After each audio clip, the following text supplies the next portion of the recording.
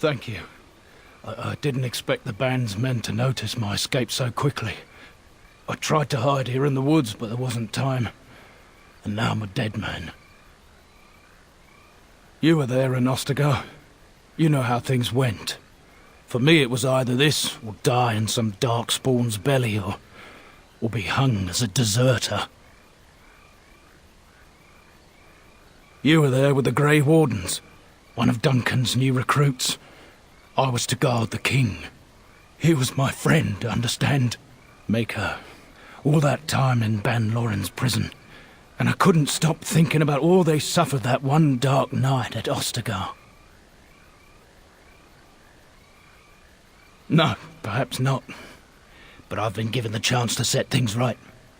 If it's the likes of you who sees me to my final hour, perhaps things happen for a reason. The king entrusted me with the key to the royal arms chest. If anything were to happen to him, he said, it was vital I deliver it to the Wardens. He didn't get the chance. Duncan was so busy with the new recruits and keeping Loghain at bay. Whatever his reasoning, it's me Kайлан entrusted it to. I'd say so.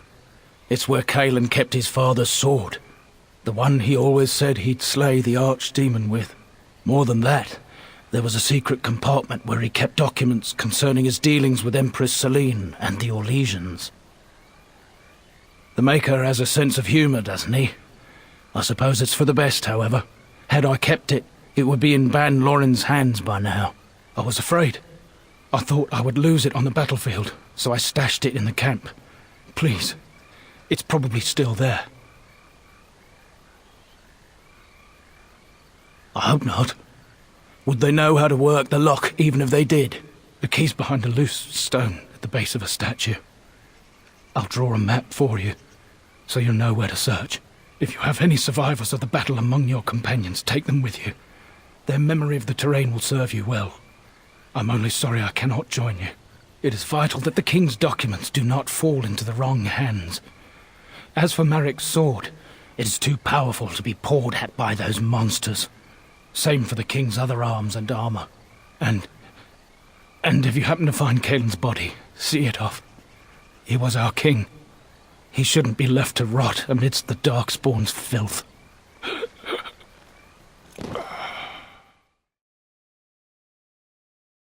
Hey, Warden, you gotta hear this one. This human walks into a tavern, and there's an elf there, and she says...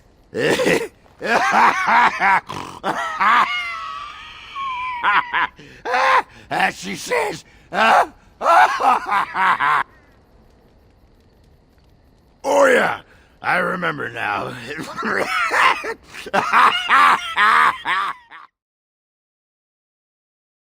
What's on your mind? I have watched you for a time, and perhaps I was wrong. There seems to be something special between the two of you.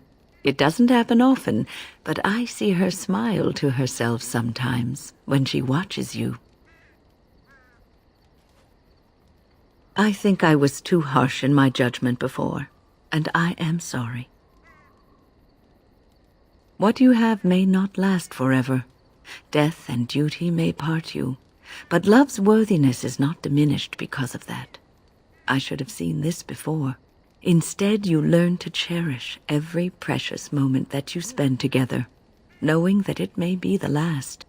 And for those of us watching, well, it brings warmth to these old bones to know that something so beautiful can be found in the midst of chaos and strife. What say you? By all means. Again, well now, what might interest you, I wonder? Shall I describe the stages involved with Lanthrax poisoning? I watched a man go through all 7 once. Haha, you have rather macabre tastes, I see. I like that. Let's see, how about the largest battle I ever took part in? That would have been the slaughter of Prince Osrin. Did you hear of that down in these parts? Me? Not personally, but I did take part in the attack. Prince Osrin was 4th in line to the throne, you see.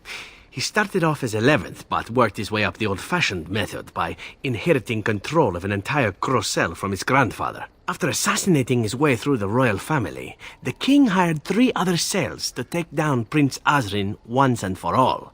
I was in one of those cells. Antivan royalty is very much bound up in the Crows. You wouldn't want it run by a bunch of commoners, after all, would you? And this means they get involved in politics quite often. This particular fight nearly bankrupted the nation, I understand. It almost ended up putting a crow on the throne, a commoner. But that's a whole different story. I played a very small part. My part in the entire battle was taken up trying to reach Princess Verina, who had thrown in with her brother. I killed about 11 of her guards personally before I got knocked out of a window. I landed in a river and nearly drowned. I was fished out by some urchins who robbed me blind. Made off with my boots, too. At least they didn't cut my throat. And that was my part in history. It's true. I live a charmed life. One of the prostitutes that raised me was a fortune teller. Said I wouldn't die young. She was rather startled by that. But there you go. Tale told. Let's be off before I tell more embarrassing stories, huh? Your desire? We're in camp, so 'tis as good a time as any. What's this? 'Tis a rather odd discussion you seem to desire, leaning in so closely. Oh, it's humor you desire, I didn't realize comedy had anything to do with this. How true. Let us do it right, then.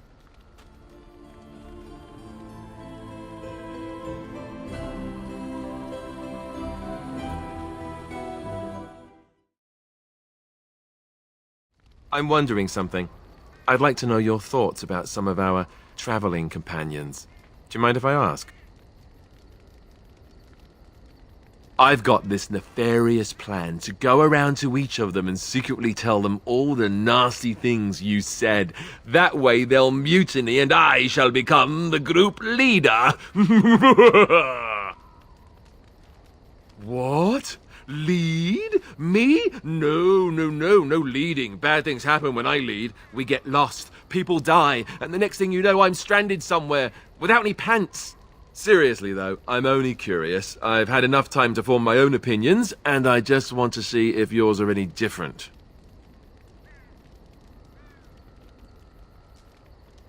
How about Ogren? You must have an opinion on the smell, at the very least. As long as he stays downwind, sure. Once he's had a bit to drink, however, forget that. There is no bit to drink with him. Where? You didn't think that big pack he brings with him is full of equipment, did you? The man is a walking brewery. Not that it's all bad. Dwarven ale has its charms, I suppose. I just don't think you need to drink to the point of blindness every time. Yeah, that's what I thought you'd say. For a drunk, he's an excellent warrior, right? How he lifts his sword is a bit of a mystery. Though I suppose the point is that he does lift it. And so long as we can point him in the right direction, he charges too. He has gusto, I'll give him that. Zevran, the elf. You can't trust him, can you? Do you believe his so-called vow? That's a lot to put on a maybe, isn't it? He's an assassin. The crows aren't known for giving up. Maybe he's just biding his time. Yes, well, he is at that. So useful, you could just die, right? What about Sten? The way he looks at me with those eyes. Creepy. And he's so quiet for someone so big. Yet he doesn't seem quite so bad as the Chantry tells us. According to them, his philosophy is vile and evil. Yet he seems so reasonable. And yet, he killed all those people. He doesn't even deny it. Doesn't that bother you? I'm not so sure that his regret means the same as it would for us. The Kunari sense of honor is a bit hard to grasp. For me, anyway. What about Liliana? Is she crazy? Or do you really believe in her vision?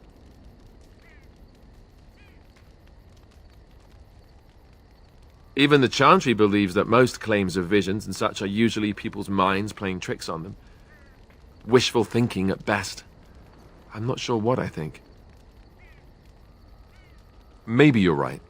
It's not as if she could have known that we needed help so desperately after all. Yet, there she was. I don't know what to make of her. If you look at her when she doesn't see you, she just looks so sad. I almost feel guilty taking her away from her life.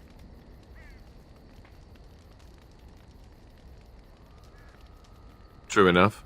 Who'd have thought a sister would prove to be an adept thief and spy, eh?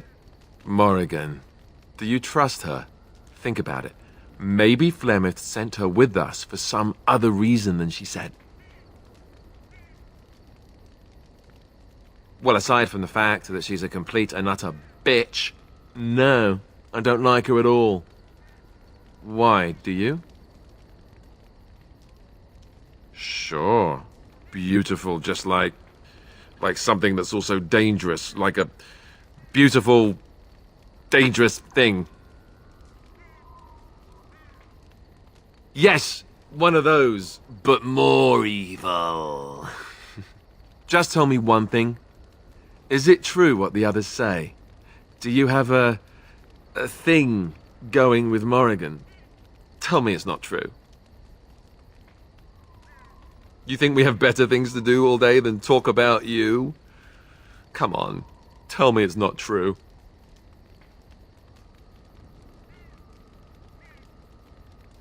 Great. So they were right. Well, it's your funeral. Enough. I think my curiosity is sated. Let's get back to it, shall we? Oh, hello. Is there something you wanted to talk about? It's nothing. I'm fine. I'm just thinking. I can't get what happened out of my head. I'd been in Lothering for years, and she still thought I was plotting against her. She didn't trust me. Maybe she never did. She loved me when she could use me and control me, and now that she can't, she wants me dead. It hurts to realize that I never really knew her. I knew she was ruthless, but I didn't know how far she could go. She is self-serving, cruel. She uses people, then discards them, but that's how she survives in the life she leads. What if she's right?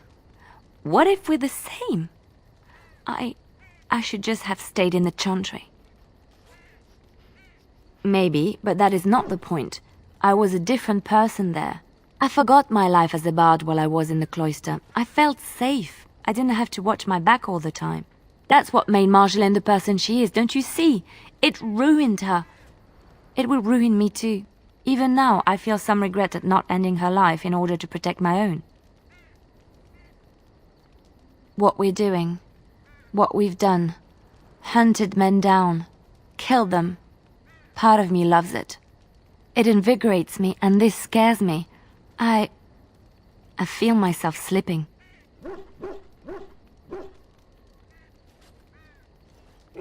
I admit that I took great pleasure in the intrigue back in Orlais. It was dangerous and chaotic and exciting, but it destroyed my life. I thought the Chantry showed me another path. I thought I was done with this life. Am I wrong? There is this thought that floats into my mind constantly, that I lie when I say the Chantry gave me peace, when in truth it bored me. Here, with you, knowing the freedom of the road and the uncertainty of tomorrow, I feel alive again. I would like to be alone for now. I have many things to consider. Thank you for listening to me.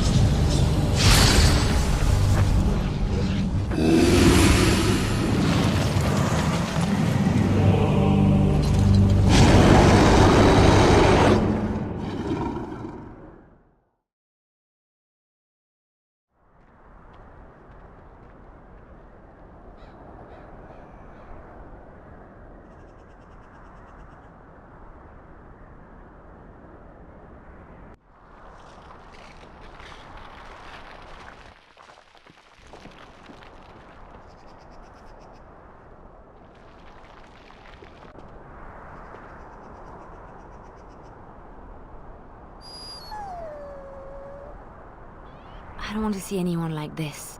This is what matters to so many? The wild places did not mark his fall. A lesson in examining your allies far more carefully than your enemies.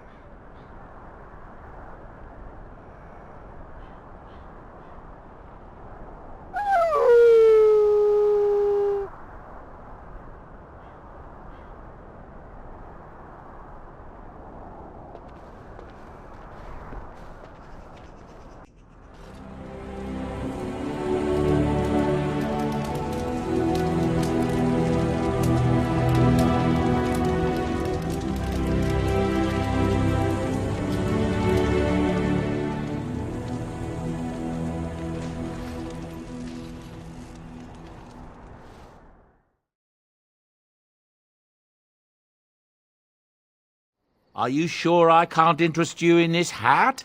A pair of earrings, perhaps? A cheese knife? Well, if you're really interested, I suppose it wouldn't hurt to tell you. I am originally from Orzammar, the famed dwarven city that lies beneath the stately Frostback Mountains. I was a merchant there, too. Merchant caste. These things are in the blood, you know. You can't just leave them behind. I ran a fairly successful business. Rare artifacts, you know. Old things, grand things. The nobles loved them. Reminded them of the lost glory days, I suppose. Our kingdoms once spanned the length of Thados, from majestic Orzammar to Kal Sharok to glittering Darmalin far to the west. They say the gold and silver veins ran so thick through the stone of Darmalin that the entire city sparkled. The Darkspawn took it all, of course. One by one, the old Tigers fell, and then all that was left was Orzammar. But we were talking about how I ended up here, weren't we? One day, a noble woman came to my store. She looked around for a bit and then started shrieking in dismay. Apparently, she believed that a pair of braces I had for sale once belonged to her brother. He'd been lost in a cave-in, you see, while on an expedition to clear out the Darkspawn from one of the tunnels running close to the city. They were made specially for him. They're unique, she shrieked. He stole them from my poor brother's corpse. She had me arrested on the spot, of course. Nobles, they're touchy like that. Well, I didn't steal them. You see, I'd been paying these castless thugs to venture out into the deep roads for me. The lost tigers, they're full of things that people left behind. Sometimes you can find a treasure, something worth a little gold. That's exactly how I see it. The noblewoman, she wasn't too happy with the theft of her brother's braces. I don't know what they planned for me, and I didn't want to find out. Bribed the guard that was watching me and took off for the surface first opportunity I got. Never looked back. I thank the stone every single day. Now, is there anything the boy or I can get you? Look, we don't rob people, all right? We don't take things from people that need them. The things in the lost tigers, what good did they do lying there? I brought them back to Orzammar, where people could look at them and remember. It's not all that different up here. There are places long abandoned by the humans everywhere. Even more now with the Darkspawn coming. People flee from the Blight with good reason, but they forget things. Things with value and meaning. They leave them behind because they're frightened and desperate. And sometimes, my boy and I, we find our way to these places before the Horde descends, and we save these things. I take them away so the Darkspawn don't get them. Is that so bad? They destroy everything they touch. No, of course not. And when it ends, I will go back to finding ruins, or move on. I don't really have much of a choice. Ah, yes. I'm married to a fine woman back in Denerim, it's true. She'd give me a son if she could, but that's not likely to ever be. Sandal here. I found him in the deep roads years ago. Abandoned, I think, and he was never quite right in the head. I took him in, and I brought him with me when I came here to the surface. He may not be my blood, true, but I think of him as one. We left Orzammar. That's right, boy. Maybe one day we'll see it again. That's how I've always felt. As long as he's happy, so am I. It's not as if I don't benefit, mind you. Turns out the boy's a natural working with enchantments. He might have even been lyrium-addled. I never thought of that before, to be honest. Happens sometimes. He can work an enchantment into just about anything, however, given some time. Could probably open his own shop, if he knew how. Enchantment. Well, he does seem to enjoy it, at least. I'm sure you'll be pleased with the goods my boy and I have collected. And with your discount. What's on your mind? Is something troubling you? You are one of the 2 surviving Grey Wardens in Ferelden. You defend all of us, and much rests on your shoulders. It may not mean much to you, but thank you for having the courage to continue to fight. And that gives me hope. What you need? What about? What? Miss Orzammar? Are you mad, in addition to being ugly? They treated me like a puddle fly back there. I'm never going back. All right. I wish to ask a question of you.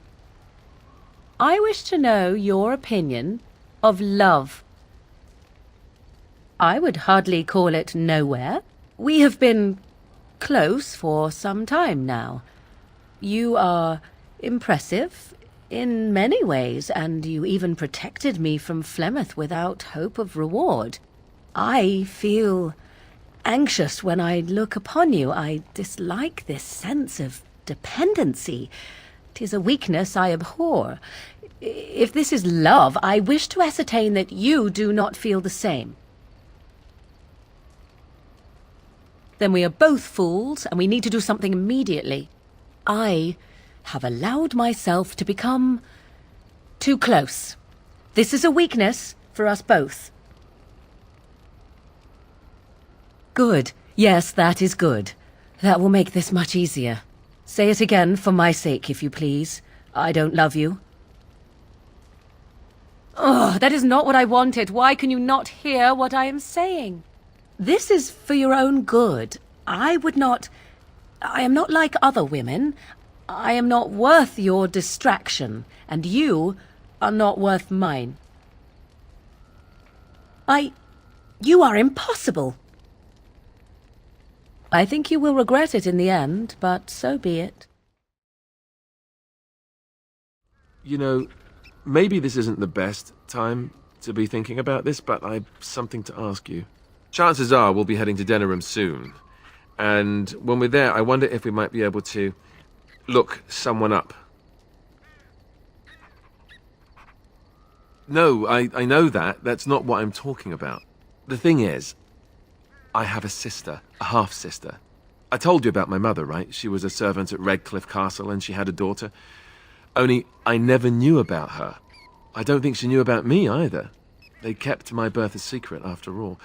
But after I became a Grey Warden, I did some checking and, well, I found out she's still alive.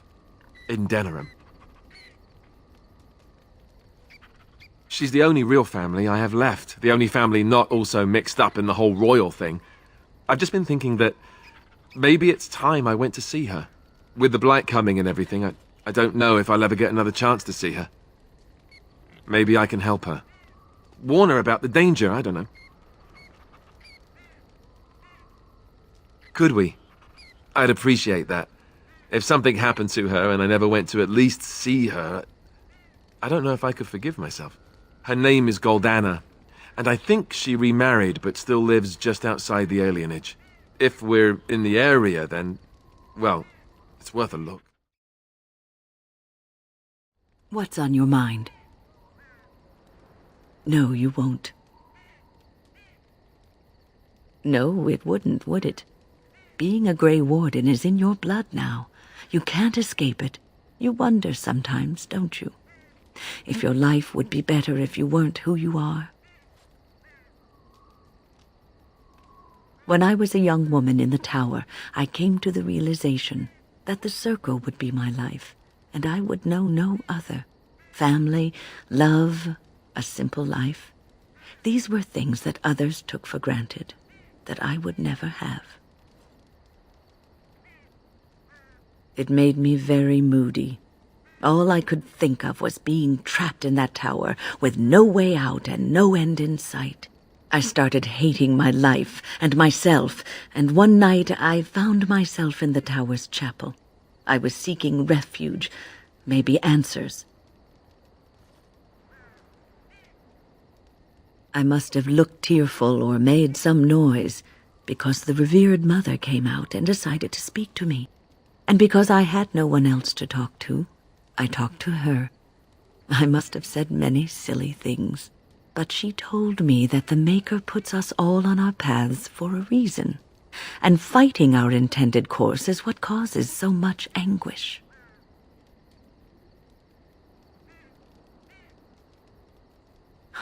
I thought the old biddy was full of rubbish. I was 15, maybe 16, and I knew everything. So I left, but I always found my way back to that chapel. And as the years passed, I began to see the truth of her words. We were supposed to be polar opposites, mage and priest. But we weren't.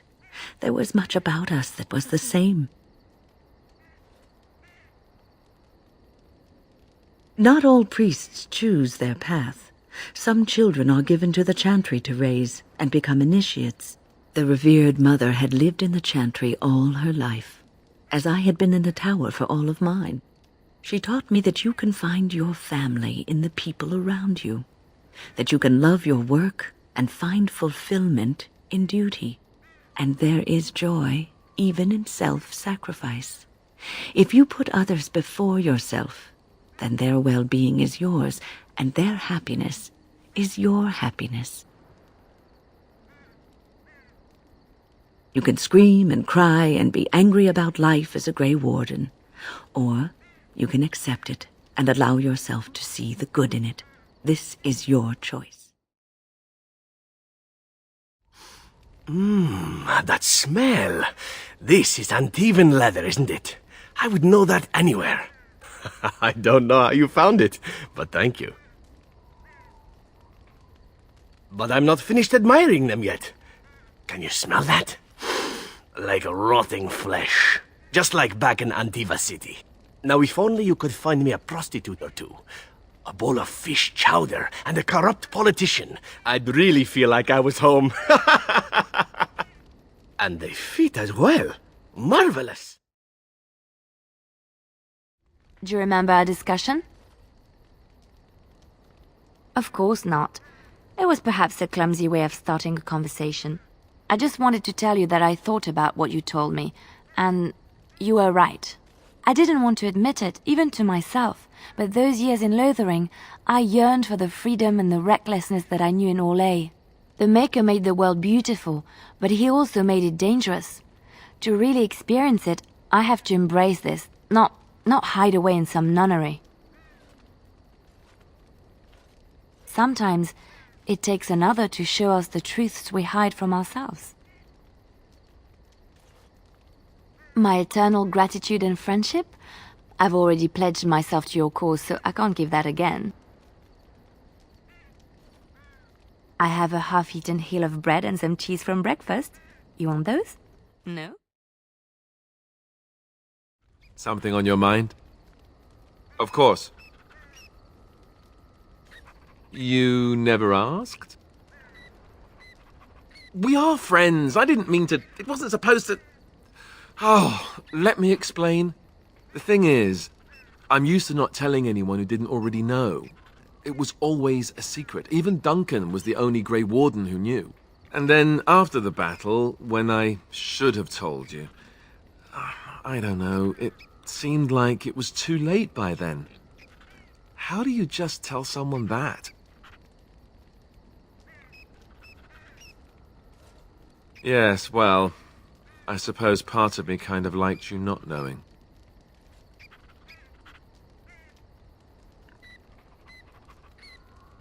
More dangerous than the regular kind of danger we've faced since the battle? I don't know about that. It's just that anyone who's ever found out has treated me differently afterwards. I was the bastard prince instead of just being Alistair. I know that must sound stupid to you, but I hate that it shaped my entire life. I never wanted it, and I certainly don't want to be king. The very idea of it terrifies me. Hello? Have you met me? I'm no leader of men. I don't want to be the person sitting on the throne and making decisions that affect the lives of others. It just isn't me. And now our Lehman plans to put me forward as the heir. It never ends, does it? And for what it's worth, I'm sorry for not telling you sooner. It was a dumb thing to do.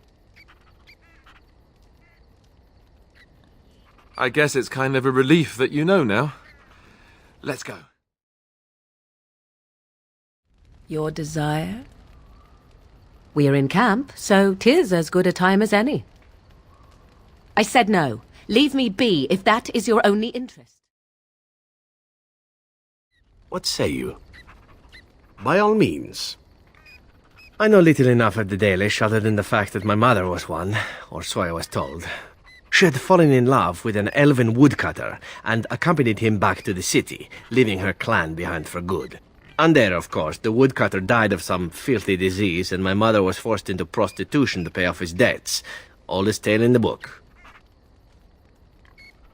How should I know? My mother was a whore, as you'll recall. None of the other elven boys in the whorehouse knew their fathers. I was not so unusual. I didn't know my mother either, of course. She died giving birth to me. My first victim, as it were. We were all raised communally by the whores. It was a happy enough existence, ignoring the occasional beating. Until eventually I was sold to the crows. I brought a good price, so I hear. It could have been much worse.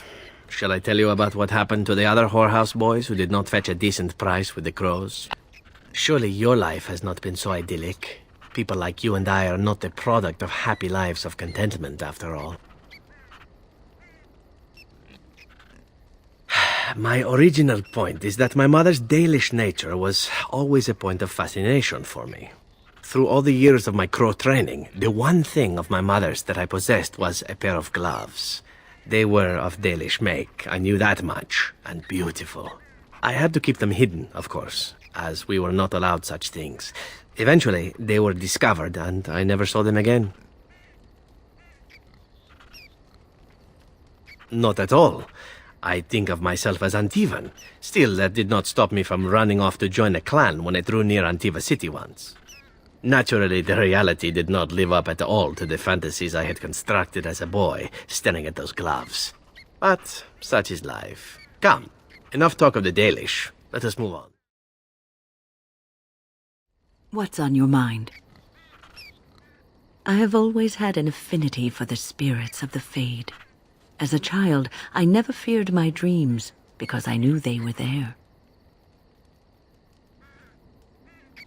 I could sense the demons, too, and their presence frightened me. It was the kindly spirits of the Fade that took the fear from me. I've always been able to feel the spirits, even if I never saw them. And as I nurtured my talent in the circle, I became more sensitive. I began to notice every time I was in the Fade, whether it was in a dream or in magical practice, that I was being watched. I suppose they must. It is these benevolent spirits that create our dream worlds in the Fade. Sometimes I would see it, a glowing, nebulous form.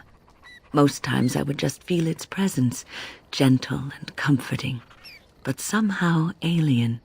I think it is a spirit of faith. They have never been seen before, and perhaps I am wrong. But something tells me I'm not. It always felt like the same entity. This one spirit was curious about me, and was guarding me, for want of a better word.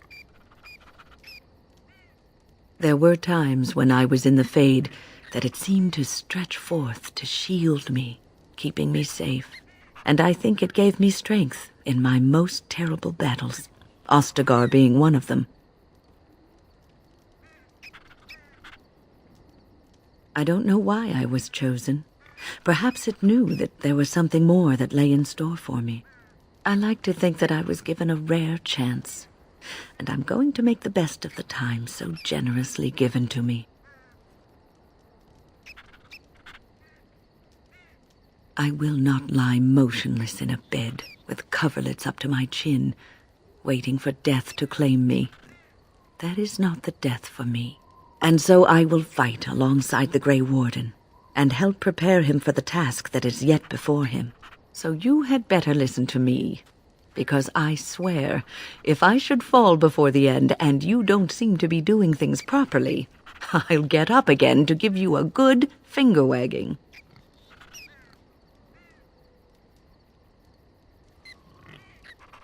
Joking? Maybe. Maybe not. We'll see when the time comes, won't we? I once heard a really old legend about how the Hound warriors in the days of the old tribes would feed their Mabari the flesh of the vanquished. Well, that's what I heard anyway. It would sometimes be human flesh. Oh, like you can tell the difference. For all you know, maybe you've already been fed something. Someone